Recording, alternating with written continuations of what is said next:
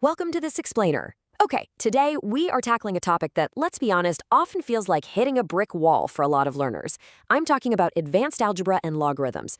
But here's the secret. We're going to completely demystify them today. By the end of this session, you're going to see that logarithms, they aren't some alien math concept. They are literally just your familiar index laws translated into a whole new visual language. Okay, let's dive right into this. Have you ever looked at a complex logarithmic equation and just wondered, wait, how do you actually divide logarithms? It looks incredibly intimidating, doesn't it? But understanding this exact mechanic is absolutely crucial.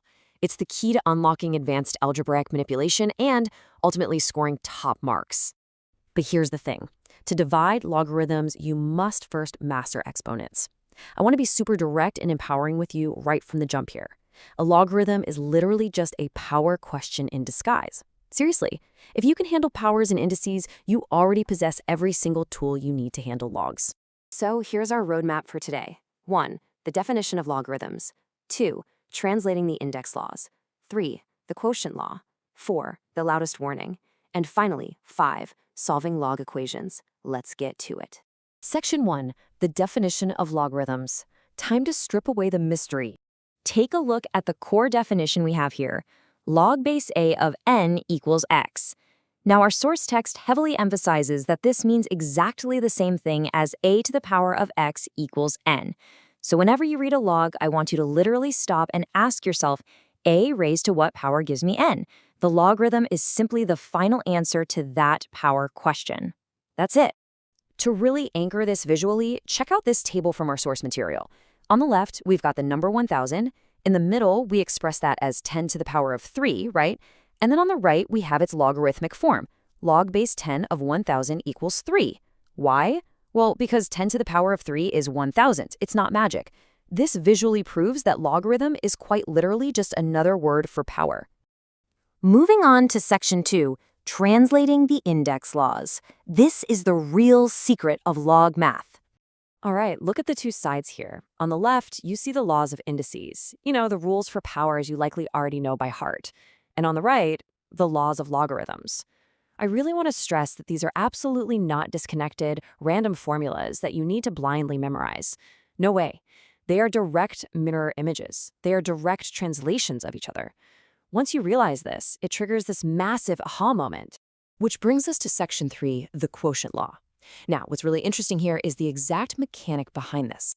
Just take a look at this visual juxtaposition. On the left, the index law for division tells us that x to the power of a divided by x to the power of b equals x to the power of a minus b. You just subtract the powers, right? Now look at the right side. The logarithmic quotient law. The log of m divided by n equals the log of m minus the log of n. Because logarithms actually are powers, dividing logarithms is the exact same mathematical mechanic as subtracting the powers in exponent division. It's the same thing. And this brilliantly illustrates the mathematical proof step by step. Let's say m equals a to the power of m and n equals a to the power of n. Therefore, m divided by n is a to the power of m minus n. If we apply our very first definition of a log, the log base a of m over n is simply m minus n, which seamlessly gives us our final law. Log base a of m over n equals log base a of m minus log base a of n. See how that works? Understanding this moves us completely away from rote memorization and into true, deep comprehension. All right, listen up for section 4, the loudest warning. We absolutely need to avoid this pitfall. I really need you to focus closely here. Our source text calls this trap out explicitly, and I quote, "The loudest warning in the lesson, log base a of m plus n is not equal to log base a of m plus log base a of n. You absolutely, under no circumstances, can split a logarithm of a sum. Just don't do it." Let me reinforce this rule so it stays with you forever. Logarithms interact cleanly with products, quotients, and powers. They do not interact with addition or subtraction inside the argument.